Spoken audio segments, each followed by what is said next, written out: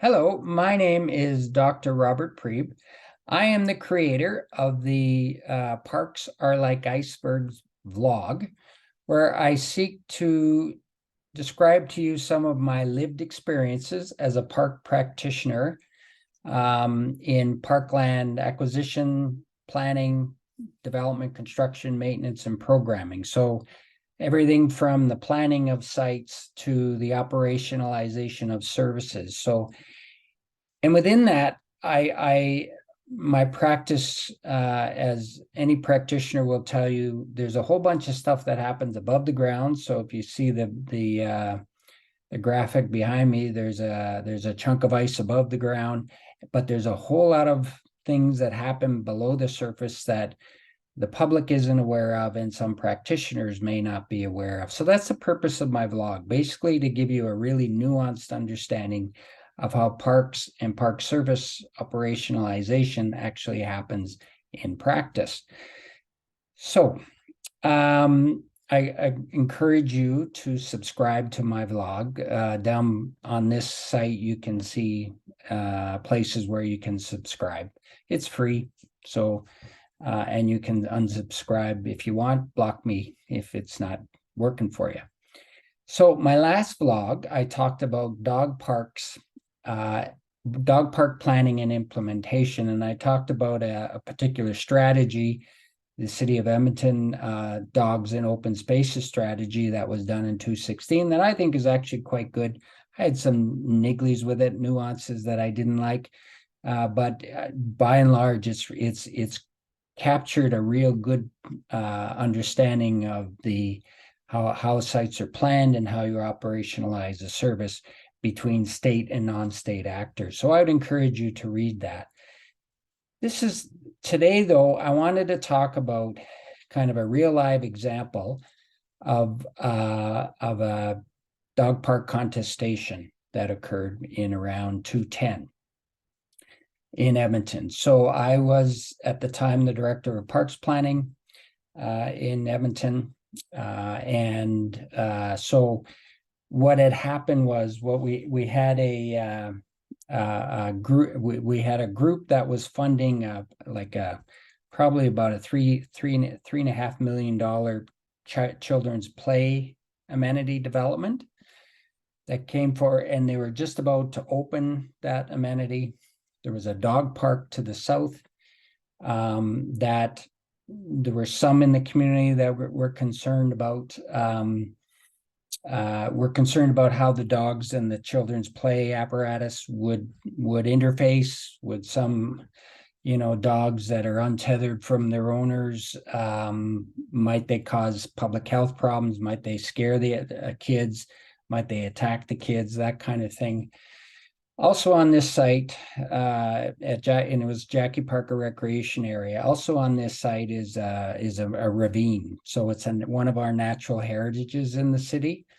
And there was some concern how the dogs might do a similar thing to what they do with the children. They might go in and chase the critters, and there's always issues around dog off leash, around picking up the animal waste kind of thing. So this thing kind of started coming to a head when the play space was going to open, and there started to be some concerns raised, so a community organization reached out to the city and myself and a number of other folks within the organization, within what was effectively the parks function. Wasn't called that at the time, but and they reached out and said, hey, what should we do here?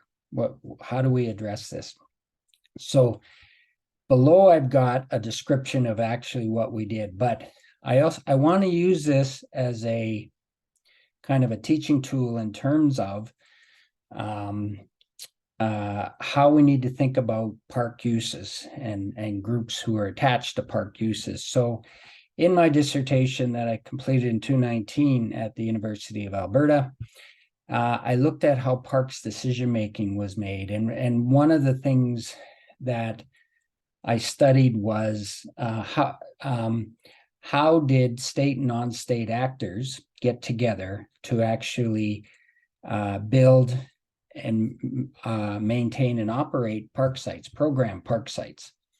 And what I found in that study was there are the non-state social actors, so community leagues and Sierra clubs and CPAWs and all kinds of Edmonton Federation of Community Leagues, individual community leagues, minor sport organizations, how all those very disparate actors come together to make sure services are provided in the area of interest that they're interested in. So in the case of a dog park, how did state and non-state actors get together and get together to develop a dog off leash site program?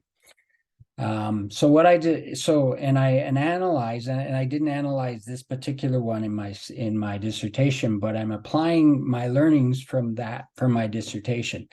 So what happened on this Jackie Parker site, and I'm using institutional theory to explain what happened, was you had three different groups of social actors that were basically competing for the same space and clashing.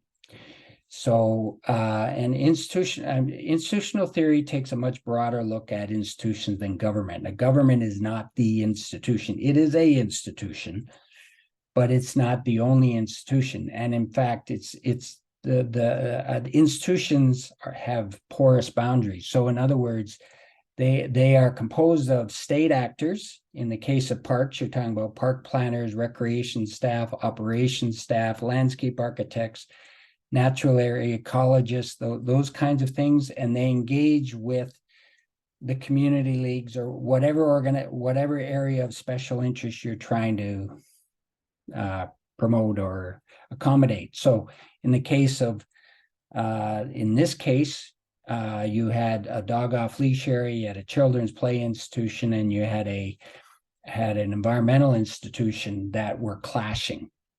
Now, these groups are formed of largely, the non-state actors in these groups are formed of largely volunteers, some paid people that help organize the volunteers, but basically they're largely volunteers.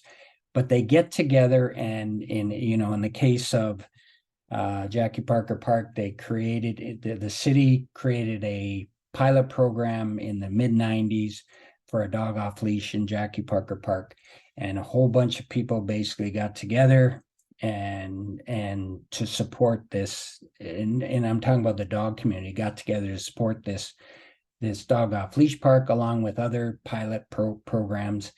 And I've got a lot of the details down below this video.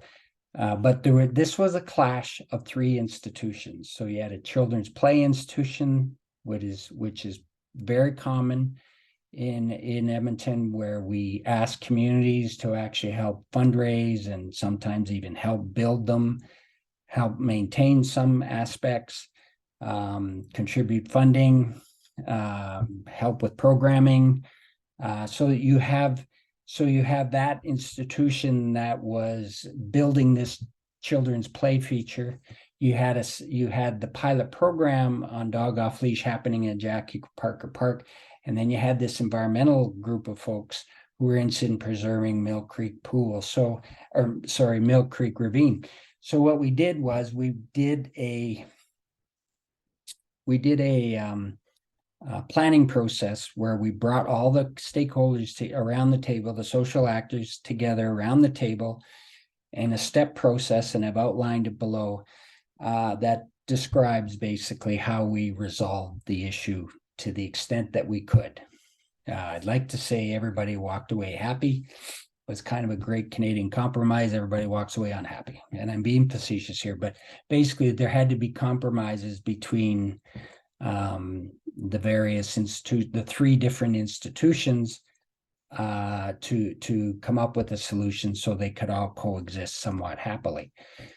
So that's what this whole vlog is about, is that how explaining the contestation using institutional theory. But it also points to something bigger, and that I think is really important to think about when we think about parks. So park needs are not static. Our society is changing. We're growing. We're diversifying in cultures. We have an older population. We have a more of a younger one than other parts of Canada, but we have a bunch of boomers like me who are retiring, kind of thing. So, and you have wide disparity in incomes. You have different levels of education. So all of these things are contributing to different needs that are arising. The dog off leash was an example where in the early 90s, until the early 90s, we never had dog off leash in parks. So you could take your dog to a park, but it had to be on leash all the time. And you can never be around a playground or a spray deck kind of thing because for public health reasons, basically.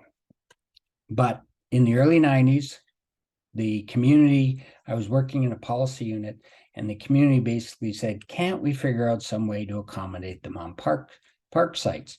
So, and the pilot program was created in order to explore that idea with the public.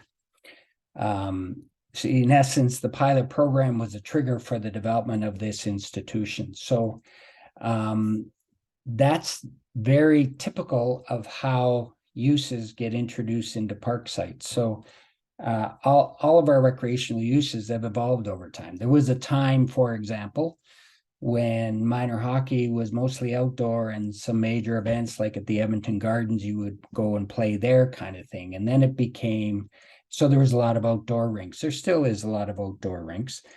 But then there became shells, where we took some of the outdoor rinks and put some buildings around them to kind of keep the kids safer when they're playing hockey.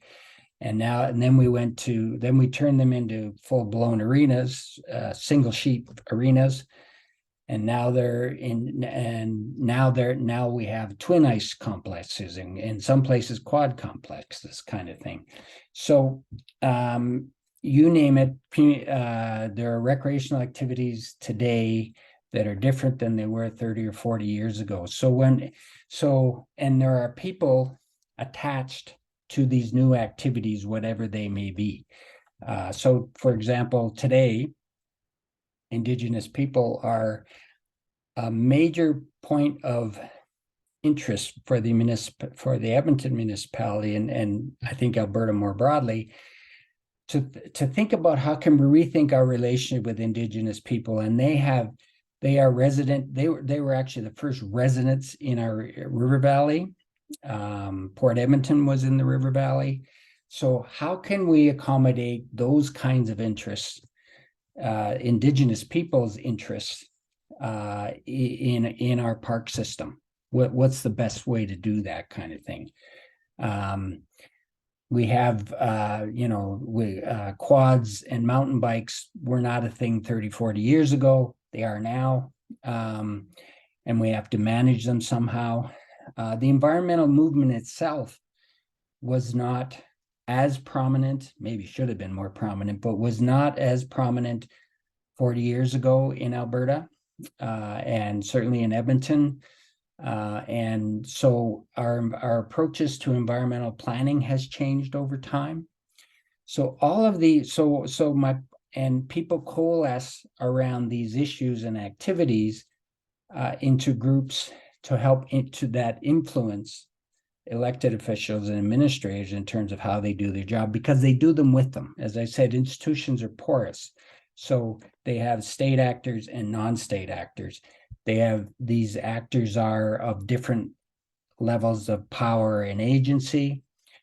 State actors and administrators the elected official administrators tend to have more power than community actors. But my research in my studies in the parks world found that over time, the community was fundamentally changing how the city built and programmed their park spaces. So while this is about a dog off leash use that evolved over time into something quite large. And today this year, Edmonton is looking at creating pop-up dog parks as a pilot program. Deja vu all over again. This is how recreational needs evolve over time. And the last thing I'll say, within that context of how recreational needs evolve over time, our land base hasn't gotten any bigger. We only get the same amount of parkland in our development processes. So we're cramming more and more activities onto park sites than maybe we ever did before. So we have to have really good processes to review those changes in land use. And I think it questions whether we actually get enough parkland through the development process. But that's just me. Maybe that's a future blog. So I will leave that with you. Thank you for watching in today. And again, I encourage you to subscribe. It's free. Send it to your friends. Thank you.